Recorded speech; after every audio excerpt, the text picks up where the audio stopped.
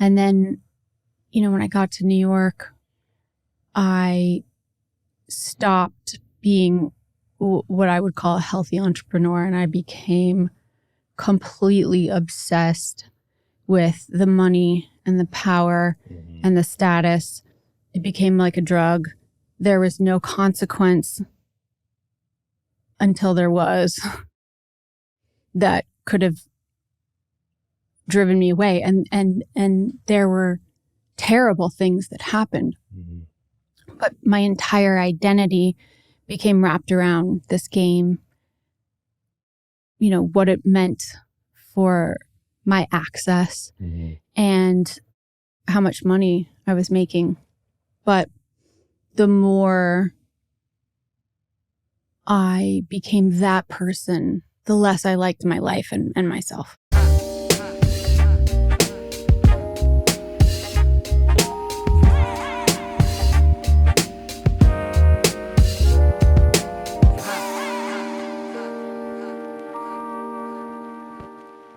Well, I just want to welcome to the seat in the Entrepreneur Studio, the Molly Bloom. Welcome. Thank you. There are two The Molly Blooms. Okay. One of them is a literary character from James Joyce, who, before my infamous criminal enterprise, was really the Molly Bloom. And she was very scandalous. She was a very scandalous literary character. James Joyce wrote this soliloquy at the end called Yes, and it was supposed to be very scandalous and a little sexual at the time. So just carrying on the tradition of being scandalous, but not in that way. Yeah. It makes a lot of sense. All right. Well, one thing that I'd love to know is, how did you go from being a U.S. national ski team member to running this secret poker night in the Viper Room in LA? How did you connect those dots? Yeah, that's a great question. I was a very serious student, very serious athlete. In my family, I have two younger brothers who were kind of almost prodigies from the beginning. Jeremy was number one in the world in mogul skiing at 16 years old. And Jordan was just so clearly brilliant. It really felt like my dad valued academic excellence and sports. And so I was a mogul skier. And, at 12 years old, I got diagnosed with really severe scoliosis. And they fused my top 11 vertebrae together and put 2 metal rods down the side. And the doctors, my parents, coaching community said, skiing's off the table for you. But I just knew that I had to try, partially because I loved it, but partially because it was the fabric of our family. I mean, that's what we did on the weekends. Who were you without it? Right. I got back on the mountain, and I think that was the first time. I think that was the birth of a entrepreneur. Because when you're an entrepreneur, you have to stop asking for permission. You have to stop having people co-sign your dreams, and you have to stop looking to other people to manage things for you. And one of the most profound lessons that I learned, and I will get to your question about how I got you're taking us on the journey. I love it.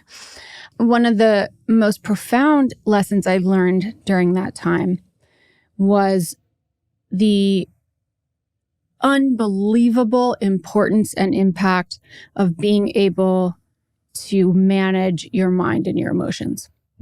For the first time in my life, when I got back on the mountain, I had this voice in my head that we all have, which this relentless inner critic, this voice that was just full of fear and doubt and was convinced that everybody was laughing at me, and it was extremely distracting.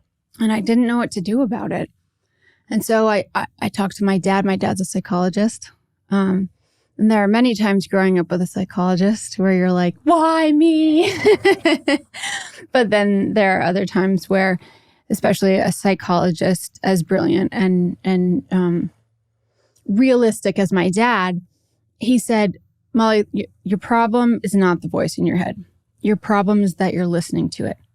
You're giving it energy. You're believing that all of the thoughts are the truth. You're believing that the fear means you shouldn't do it. You're believing you're filling in the gaps.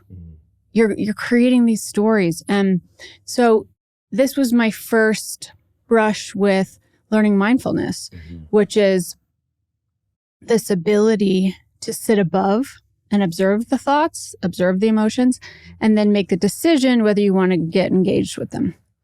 And for entrepreneurs, how many times do you fail? How many times do you, feel like, God, I've just been going so long at this. It's not working. It's not working. I want to quit. I want to turn around. Or today, I don't want to wake up and do what I have to do because I'm tired.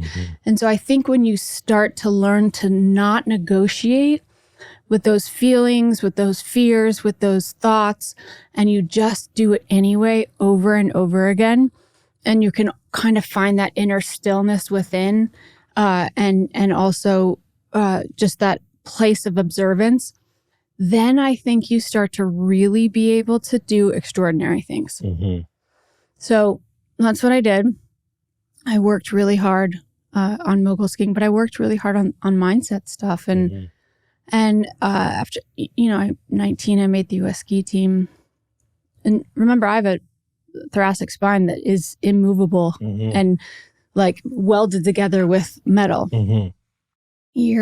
The next year, both my brother and I scored third. We were third overall in North America. And then that made me eligible for an Olympic qualifier. And at the Olympic qualifier, this is just like so kind of how my life goes. It's like you fail, but you fail in like such a epic way. I mean, epic, but also just like so dumb. So I was skiing down the course. I was having a really good run. If you know anything about skiing, your bindings are what hold your boots in. Mine are cranked to the top. Yeah. I ski over this tiny little piece of pine bough because sometimes they put them in the course for depth reference. And it like lodged itself in between my boot and binding. My ski pre-releases off the second air. I fall really hard. I know that it's going to be a year or two of recovery if I want to do it. And I just had to right there kind of give up this dream. Yeah, surrender the dream. Wow. And that, those are, that's a setback kind of number 2, right? Where you've got the health issue with your spine. And then you've got this dream that at the end of the day is in question about whether or not you're going to pursue it, and you had to surrender it? I did. I ultimately made that decision. I'm not sure anyone, including my family, realized how profound that decision was for me because Jeremy was this prodigy. And for some reason at the time, it didn't occur to them like, I have the same results as Jeremy with this, but he was just so good, all eyes are on him. He's one of the most incredible athletes to watch. He's like poetic, and so my heart was broken for so many reasons. And I didn't think I could be in Colorado for that ski season. And so I did a study abroad in the Greek islands, which was great and had nothing in common with skiing, with mogul skiing. And then I came back and I had to finish a semester, and I had just taken the LSATs. And the plan was, now you'll go to a serious law school and have another serious life. And I just decided I need a break. I want to be a kid and I want to be warm because like for the most of my life, we had chased winter. Yeah. And I decided, I told my parents about this grand idea, and they said, that's a terrible idea. And I said, well, I'm doing it. And so I had to go somewhere where I could get on a couple tanks of gas. So I ended up in LA, and I always just think it's so funny. And I would go back and tell my younger self, if you're lost in trying to find yourself, please don't go to LA. Maybe the worst place you could go. You're going to find something else. Yeah. Yeah. Yeah. So I got to LA. I got a bunch of jobs. I was working as an executive assistant for a real estate development company. And these were young guys, trust fund kids, lots of connections. And my boss came into the office one day and he said something that seemed so innocent at the time, but it would change my whole life. He said, I need you to serve drinks at my poker game tomorrow night. Do you play poker? I desperately try. I play with as little stakes as possible. That's good. That's smart. You should play with the amount of money that makes you stay interested, but that's not going to change your life or ruin your night. There you go. Yeah. Just in retrospect. So I didn't know anything about poker. And I went home and I Googled things like, what kind of music do poker players like to listen to? And what do they like to eat? Yeah. And I made this embarrassing playlist with songs like The Gambler on it and Night Moves. Very themey and campy. I mean, it was like there was no creativity, no nuance. And then I got this cheese plate and I showed up to this game and boy, the people that started walking in that room. You know, I'm 23 years old from Loveland, Colorado. Yeah. And all of a sudden, you know, A-list movie stars, Ben Affleck, Tobey Maguire, Leo DiCaprio. By the way, if I mention a name, it's because they have mentioned their own names in regards to it. That's just sort of my, that's how I've handled it. But then there was also a politician who was a household name and somebody from the tech community and the head of one of the biggest investment banks and the head of one of the biggest movie studios. And I'm just like, what kind of game is this? Rabbit hole did I fall down? Real estate developer, back office, you know, poker game that you're serving drinks at. Yes. And you brought cheese. From Wisconsin. Not even like the fancy Spanish kind. Not just. You're like, you didn't know. You're like, you know, I'm from just going to bring some Loveland, stuff. Colorado. Grew up across the street from a cornfield. Yeah. Couldn't get out of that town fast enough, bud. So I'm completely mortified about my playlist. As Jack Dawson walks in the room, you know? Oh my gosh. Yeah. I mean, I grew up watching Titanic and and the night started and people were speaking extremely candidly. And I was learning so much. The night wore on and I'm like, I see a massive opportunity here to have this be my network. You know, day 5 in LA, like to get in front of these people, to learn about the world. It was huge. That was day 5? Maybe not. Okay. But I was about to say that, but still really early on. Really early on. Wow. Because that's amazing. Like if you land the job, I know. develop, and then he's just like, hey, oh, by the way, I'm going to introduce you to all of these people and you're going to be around them. Yeah. That's what an amazing thought, though, to have at 23 and be like, network. Yeah. Yeah.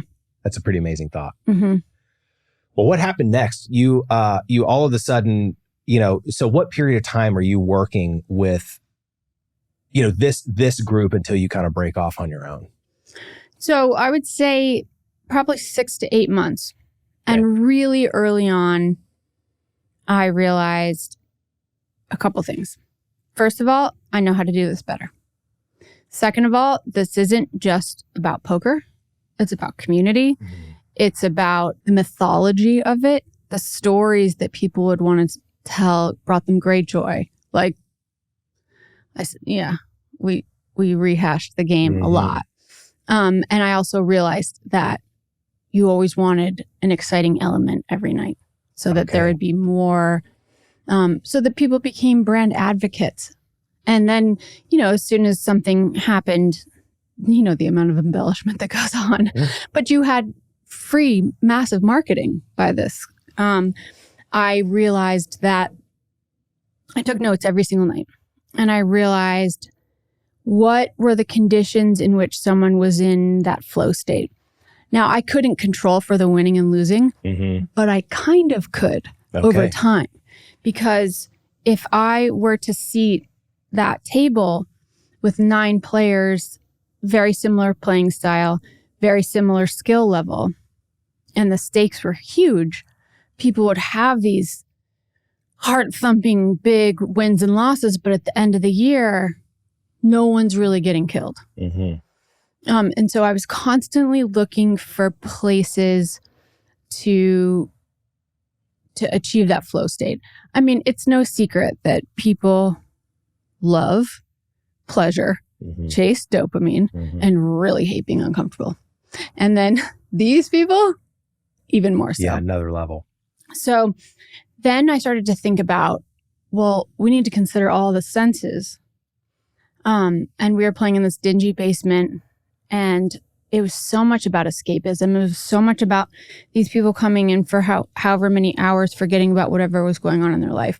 So build on that, figure out the lighting, figure out what it looks like, move it to the penthouse hotel in, Beverly Hills, make it look like Monaco, make it feel like James Bond. And so I was furiously write all these notes, but I had a problem. It wasn't my game. And then my boss at the time made it easy for me. He said, this game's taking up too much of your time and bandwidth. I'm going to let this other girl, Lisa, have it. But by this time, I had made real connections with the players. I had recruited players. I had hired people. I was keeping books on everyone.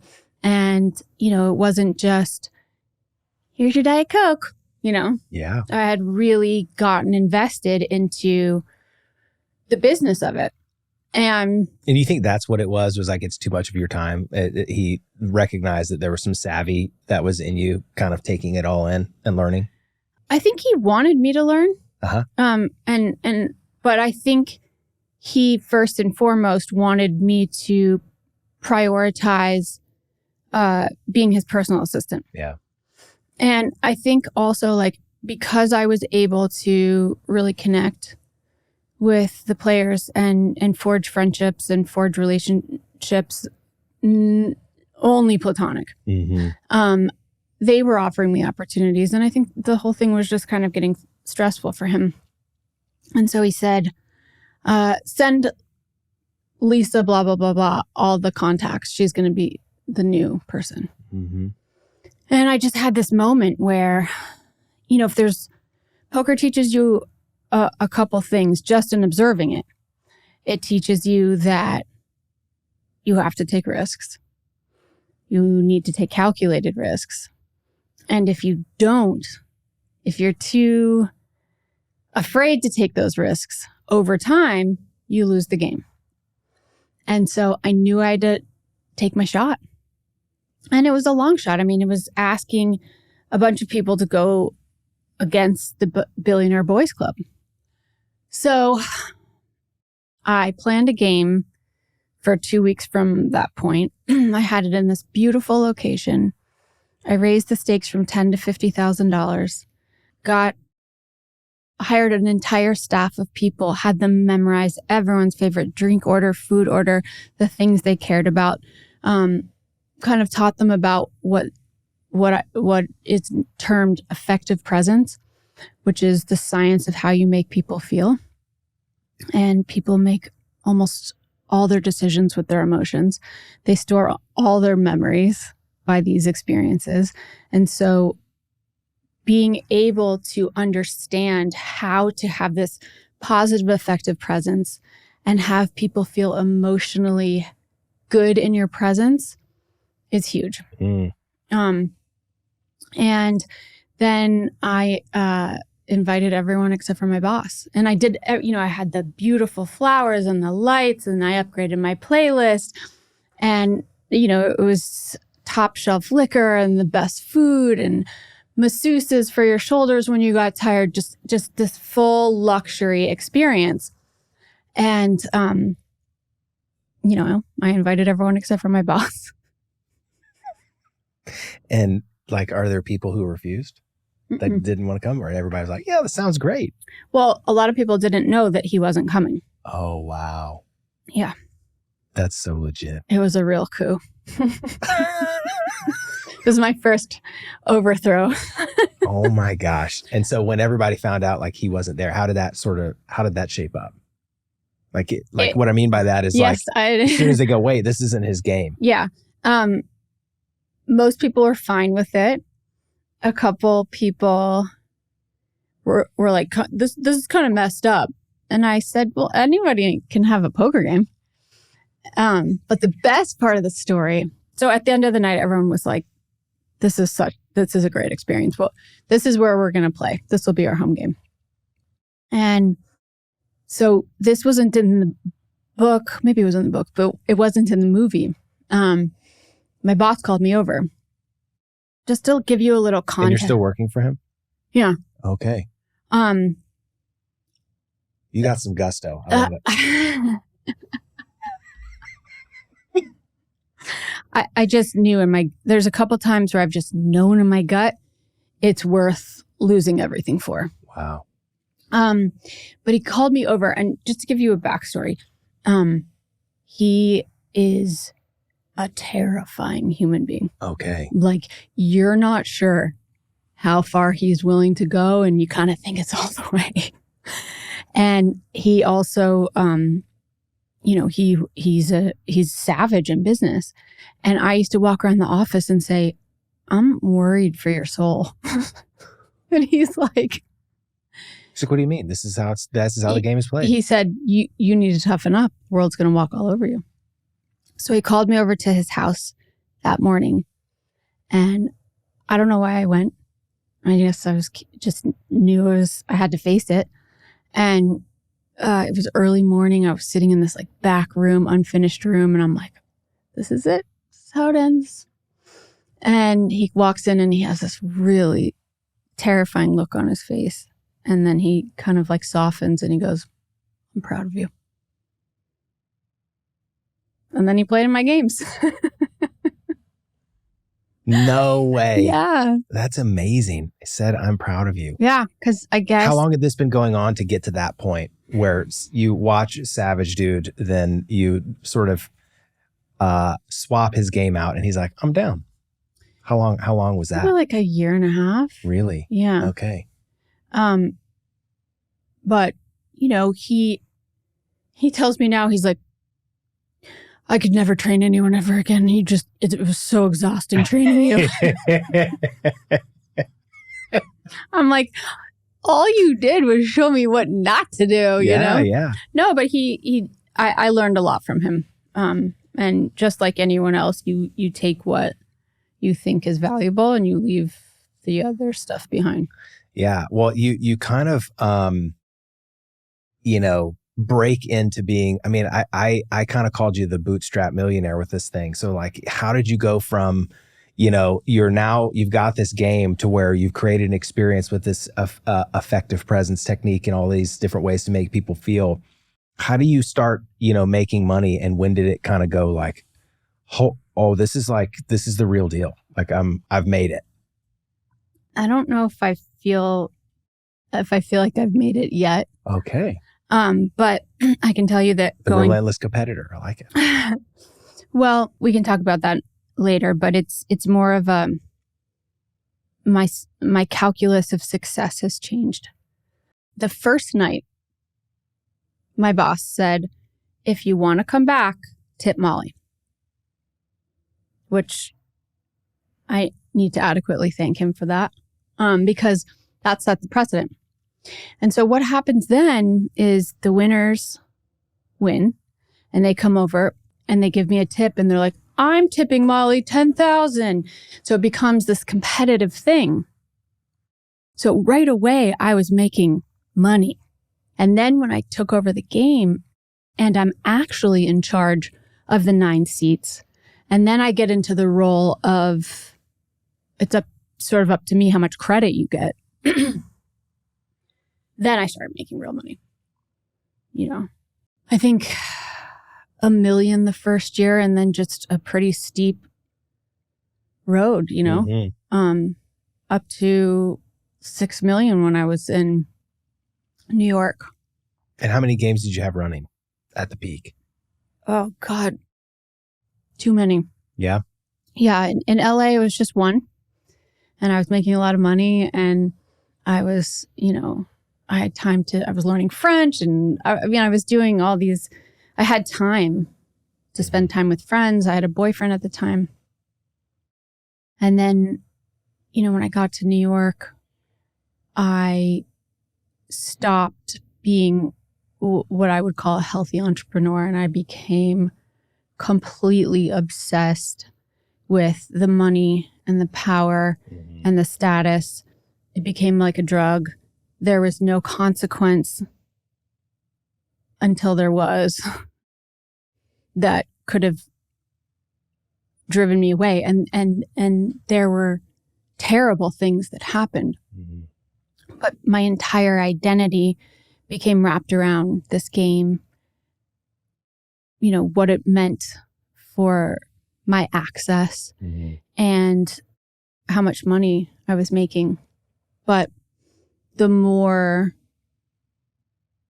I became that person, the less I liked my life and myself. I like how you've reframed success, the calculus of success. What was the box that you were thinking success was then? As much money, as much power, as much status as I could possibly accrue, so that nobody could ever make me feel unworthy, second best. But that doesn't work. You were protecting something, yeah? Well, building walls around something? Yeah, I think as a young girl, I learned some lessons. I remember the first time I got my heart broken, and it wasn't like this sweet sweet high school affair. I fell in love with like the biggest jerk in the school, and he was just completely savage about it. And I was deeply emotional. And I just remember after it happened, sort of laying in bed and being like, I'm never giving anyone that kind of power over me ever again. And it's true. But now at this point in my life, I realize that if that's your stance, then you also don't get the real relationships. Yeah. But back then I was hurt by my dad, who I thought loved my brothers better than he loved me. I was hurt by or angry at some of the injustices that I had encountered throughout my career. I was kind of grossed out at how a lot of the men spoke about women. And I also was disappointed in a lot of ways by what I found at that echelon, because I would have thought before I encountered those people, and this is not all of them. Yeah. But this is a large percentage of them. You saw a theme. I could see them actually turn their humanity off. When money was involved, or when something they wanted was involved, I could see like this humanity just switch off. And I just saw these people do a lot of harm. And then to bring it full circle. So let me just back up so you understand how I got to New York. One of the most famous guys in the game at the time was starring in these huge tentpole movies, like making probably $20-30 million. Became pathologically obsessed with this game. And he started keeping numbers on everyone. And he would call me and say, I don't want you to invite so-and-so back, because he wanted to make sure that he was the best player in the game. He wanted to give himself some artificial edge. And in the beginning, I sort of pandered to him a bit, but then his requests started to get more and more unethical. And I had to govern, rule, lead for the integrity of the whole game, not just him. And so I started not acquiescing to these questions, which became demands. And then this weird thing, it all culminated with a couple like sort of demonstrative demands for compliance, but that started out as a joke, but it was clear it wasn't a joke. So probably using money as leverage. For instance, yeah, like he came over and he's like, do you want your tip? And I said, sure. And he said, well, then you should get on the desk and bark like a seal. And I laughed and I said, yeah, I'm not doing that. And it kept going on, and it lasted for like 45 minutes with him sort of getting more heated, the whole table feeling uncomfortable. And I wouldn't back down. Yeah, I mean, that's dehumanizing for sure. Yeah. And the only reason that I tell this story in the book, and I talk about who it is because it's really important for me to impart to people who may feel like they're in a less powerful position. You don't have to do it. You can lose your job. You can, be in fear and have uncertainty about what comes next, but don't lose your dignity. Choose your dignity. Betraying yourself is a costly thing. It's a costly thing, and I've done it, and it cost me everything. Yeah. The thing that I think is really wild about the story is it's like there's two parallels or two paths, right? There's the events that were actually occurring, right? And then there's this what's going on inside. Yeah. And the way that I look at it is just the whole time you're telling the story, I'm like, there's this raging inner critic. You know what I mean? And it's being sort of, you have these moments where you're having to choose whether you're going to betray yourself. And there's a value system that you've got and had. And there's also, you got this sort of really loud inner critic. And this tension is really kind of building right on the inside. And you've got all these, sort of actual challenges, and some of the choices that you've made put you in some really tough positions, right, to keep it going. So where does it break? That's a really, really insightful observation that no one's made. So I ultimately lost the LA game.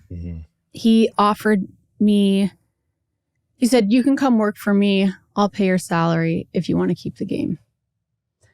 I wanted to keep that game more than anything. It was the only thing that I had ever done that made me feel like somebody.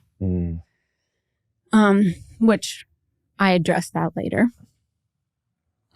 If you are someone who relies exclusively on external validation for your inner validation, it's going to be a tough road. Yeah. Things will get dry real quick. Yeah. And it took me losing everything to realize that. But so I turned his offer down still, because if I said yes, then I have no more sovereignty. And, after I started working, or after I started my own games, I said, I'm never working for anyone ever again.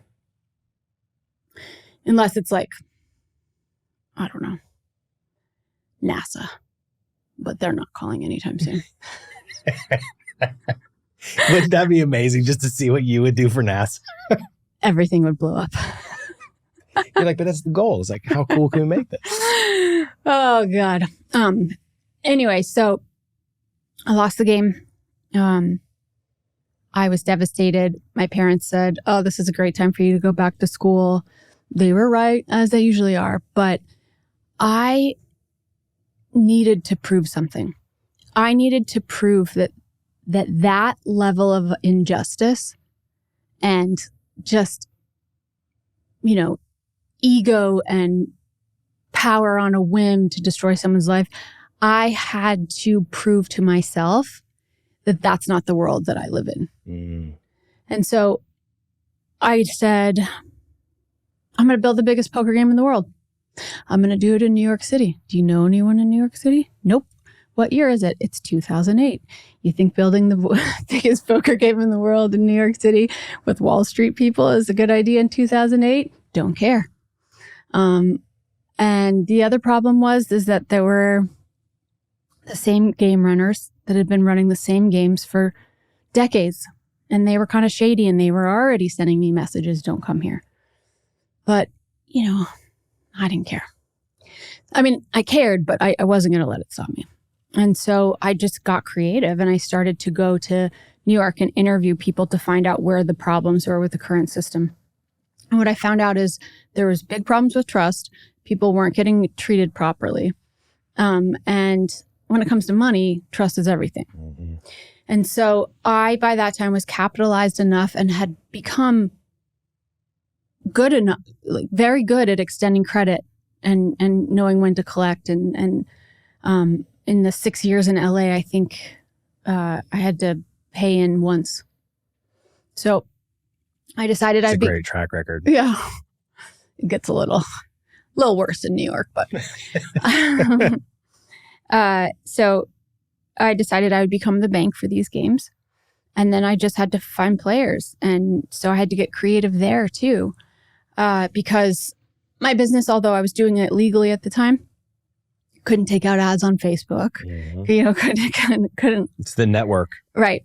And so I started, and I didn't know anyone in New York really. So I started going out at night, meeting socialites who go out for a living, who, have access to wealthy people who partake in a bit of a hedonistic lifestyle. Mm-hmm. I did deals with the maitre d's at the high-end restaurants who've known their clientele for 20, 30 years. Mm-hmm. I did deals. And when I said I did deals, I would financially incentivize them for sending me the players and financially incentivize them when they played. Well, a spiff. Exactly. A lot more than that. But and then, the concierge at the high-end hotels and casino hosts. And damn, by the end of 2008, I had built the biggest poker game in the world, which I guess is testament to the fact that even really terrible bad plans can work. Yeah. If you execute them correctly. And my game in New York was a $250,000 buy-in. I remember the TV was on. It was on mute. The president was giving the State of the Union on, the mortgage crisis, 2008. And there was like $10 million on the table. It was just this picture. What a picture. And, of course, I'm like, I won. The world's going this way and you're going this way. I won, but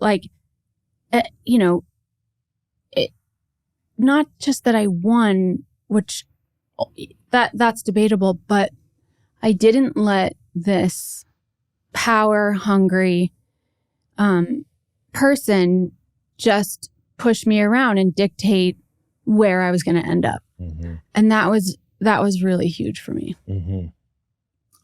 But then I started to kind of lose it. So up until this point, I had always had this kind of overgrown conscience, which is why I used to run around the office saying, your soul's in trouble. And I have a very strong desire to do the right thing.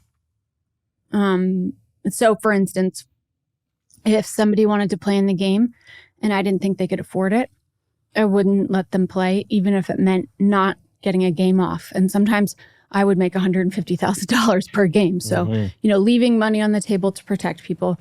Not allowing pros to come and play, even though they're offering me stupid money. Yeah. But I'm protecting my players. And so then something started to change. First of all, I was like, okay, I'll have this big game. And this game played so big that this was the game that eventually someone would lose $100 million at. And whenever I say that, people are like, that's not the truth.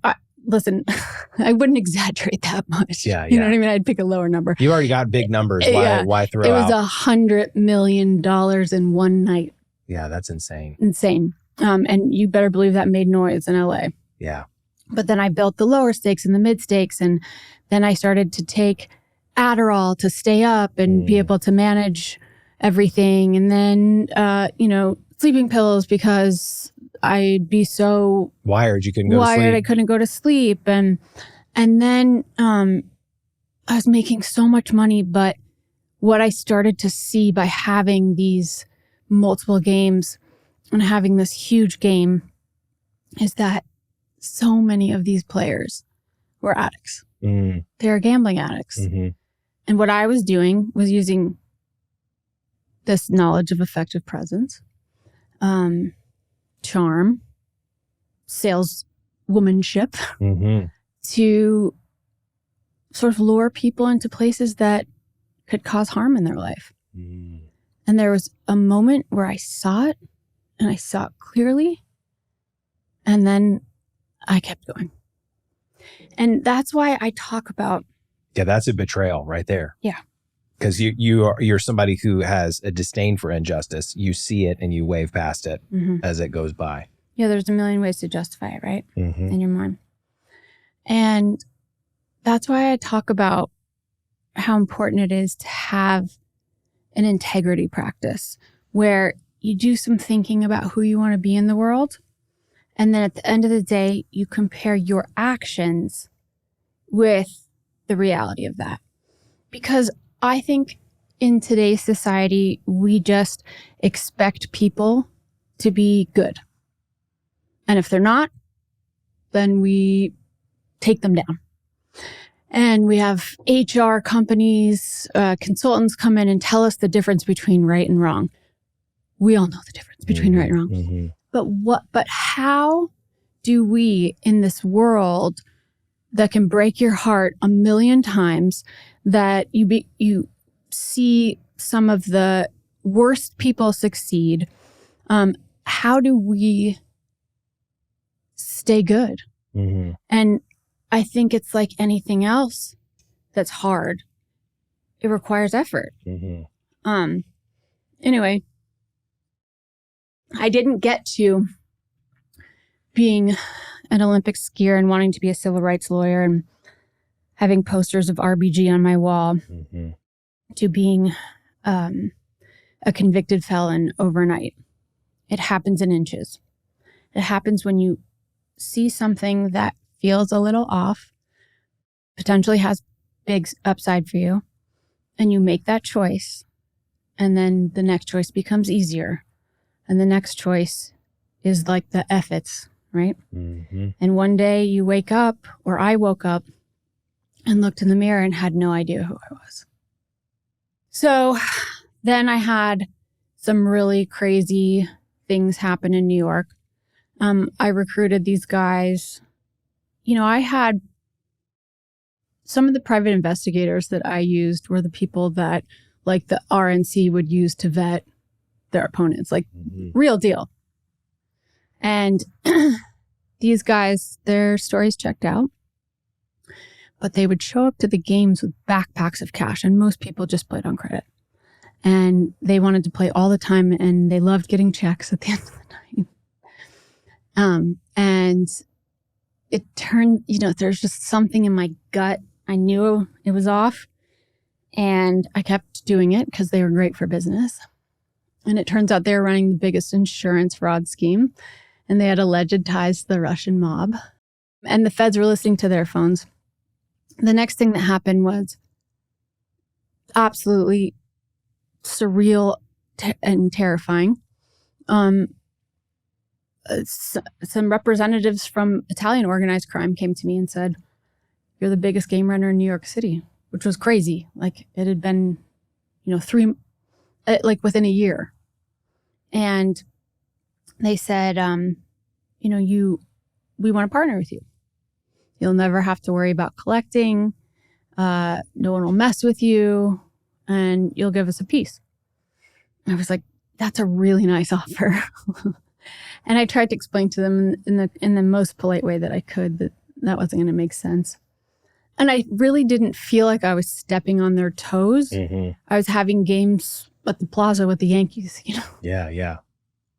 Anyway, they were very serious about it. I was making a lot of money. Mm-hmm. And so they kept trying to call me. I didn't answer. I lived in this, what I thought was really secure building, Central Park West. When there was a knock at the door, I just thought it was my doorman bringing some packages up. I will never forget when I opened the door, staring into these eyes, that it was like the coldest, like not a trace of, when you meet someone and you can like feel that they're a human being too, no soul. And he walked in and he pushed me against the wall and he put this like big gun in my mouth. And I remember my teeth started chattering like almost immediately. And I'm like, is this going to make this gun go off, And it seemed like forever that he was sort of talking to me in this low, like guttural voice. And he said, you disrespected my colleagues or whatever term he used. You will partner with us now. And, you're not going to tell anyone about this, because if you do, we know where your family lives in Colorado. Mm. And then he forced me to open my safe and he took all the cash, some gold bars, jewelry, but also like photographs and things that my grandmother, who I was named after, gave me. And then he beat me up. Mm. Like he really, he hurt me. Mm-hmm. And it was the most alone and most ashamed. Maybe not most ashamed. There was the next couple of years would be full of shame, but my family, now I'm not just doing this to myself, I'm doing it to my family. And to be quite honest, I had been doing it to my family the whole time. Mm-hmm. That was the first time though that you were like, oh shit, like this is beyond me. Yeah. It isn't me making decisions that are going to affect me. It is and for what? Way bigger. For money?